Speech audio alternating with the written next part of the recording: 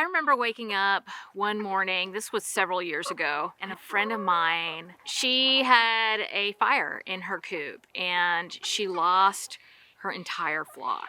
It was made even worse when I made the mistake of looking at the comments below where her husband had actually posted what happened. They were awful. Like, just people scolding her for the situation that had happened, which was an awful situation. And yes, it was preventable. But after reading everyone's responses to such a terrible tragedy, I was like, this is going to change nothing. Like, making her feel terrible is not going to change anything. And there has to be a better way. And I want to be part of that solution.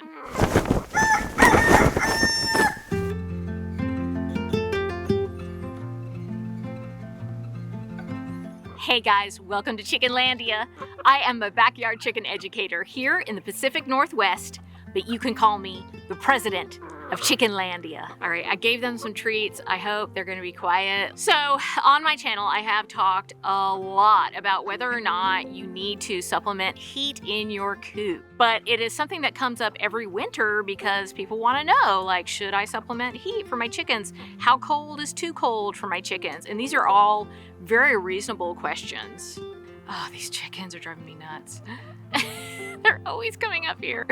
Okay, you've got to get down. No, thank you. He wouldn't leave me alone. He was making the camera shake. So I want to start out just by reassuring everybody that for most flocks, for most situations, you will not need to supplement heat in your coop. Most of the people that watch my channel, they have common layer breeds, and those breeds are usually very cold hardy. And also, like all chickens, they are wearing a nice down coat. So unless you have very unusual birds, unless you have birds that are sick, that are very old, or that are very young, if you have special breeds like sizzles, frizzles, tribbles, or something like that, you will very likely not need to supplement heat in your coop. There are a few exceptions.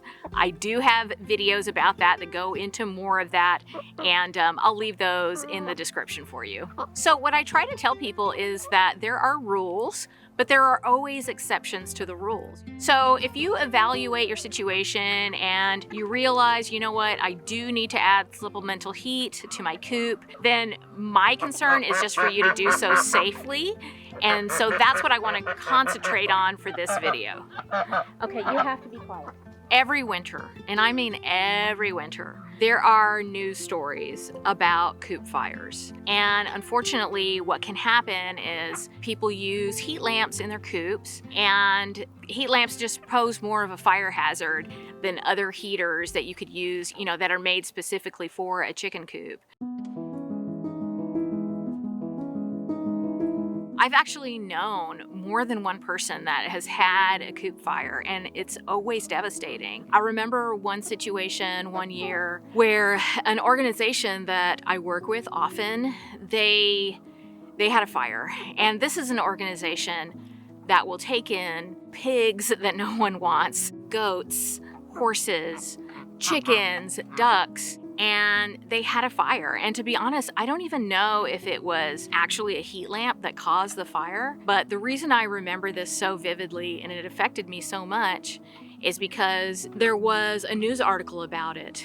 And another person that had a platform like mine, they shared that news article and they made some really disparaging remarks about this organization and the fact that they had a fire and it was probably caused by a heat lamp. And I was so upset about that. I mean, I really try to stay out of any online drama. I don't like that. I don't think it's professional. But I did comment on that particular post because I thought it was in such poor taste. And it was so cruel because, these people, they're human beings and they had had a terrible tragedy. And it's kind of like that Aesop fable where, like, the man sees a drowning boy in the river, and instead of going in to help him, he just lectures him about how he shouldn't have gotten in the river. And then the boy drowns. And it's like, at the time that someone has had an awful tragedy, that's not the time to shame them. That's not the time to lecture them. That is a time for the community to rally around these people and, an opportunity for some compassionate education. So that's what I'm trying to do right now. So here's the thing. Heat lamps are cheap. They are accessible. Farmers have been using heat lamps for a long time. You know, we can't deny that because they're so accessible, because they're cheaper, and because other heaters that are made for barns, that are made for coops, are much more expensive. A lot of times people are going to choose the heat lamp. I just think that's a fact, and I think we need to acknowledge that when we're talking about this, and just also acknowledge people's humanity and not talk to them in a condescending way. But it really is true that a heat lamp can cause a fire in your coop, and that risk is elevated. Okay, I'm going to put you down because I got to go in the coop. Now, you guys know, if you've been watching my channel, I do have special needs chickens. But because I have chickens with special needs, I do offer, you know, I broke down, and I offer heat when it gets really cold. And I mean like single digit cold, okay? And what I use inside my coop is called a sweeter heater. This is it right here. And you know, the chickens roost underneath it. They really have to be like directly underneath it for it to work well. This is a really good heater, but I have to tell you, like, this was not cheap. It was expensive. It was, gosh, I think it was like $150. But for a lot of people, that is just not accessible. So I can't really blame them when they're reaching for a heat lamp because it's so much cheaper. But it's sometimes possible that you can find a heater, like a Cozy Coop heater or a sweeter heater, and I'm not sponsored by these companies, I promise I'm not. If you're listening, sweeter heater, I'm here. You know, it might be possible to find some of these things used, and that would really take a lot of the price off. And you might even be able to find it in like a free cycle group. I always encourage people to consider that and just to try and plan ahead so that you're not in a situation where you really need something and you can't afford it. Or what you have to choose poses a little bit more risk to your flock and to you and to your family possibly. Sounds good for me. So what I will say is, if you can, choose a heater. If you really need to heat your coop, if you've discovered that you are an exception to the rule and you need to heat your coop, try to go with a heater that is made specifically for chickens, because it's just going to be so much safer. But if you cannot do that, and if you're going to use a heat lamp for whatever reason, here's what I want you to do.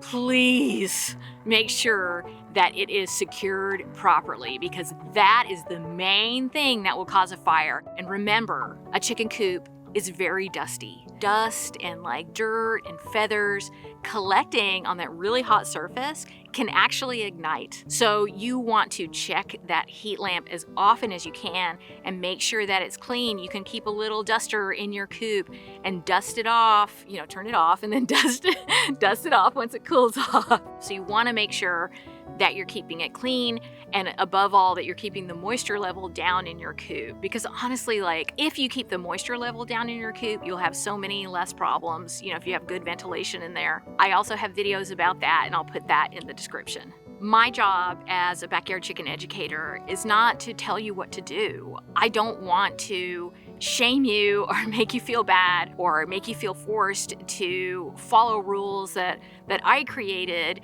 and, you know, not think for yourself. What I want to do is compel you to gather all the information that you can, make an educated choice according to what your situation is, and I want you to feel good about that choice, knowing that, you know, you did everything that you could to evaluate your specific situation. And I trust you to do that and believe that you can do that, and I know you got this, okay? So tomorrow it is going to turn into the surface of the moon here. But if in your area it has not gotten cold yet, it is not too late for you to do some really important chores that you need to do before the winter really kicks in.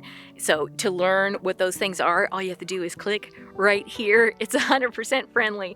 Backyard Chickens, Education and Entertainment. And I know you're gonna love it.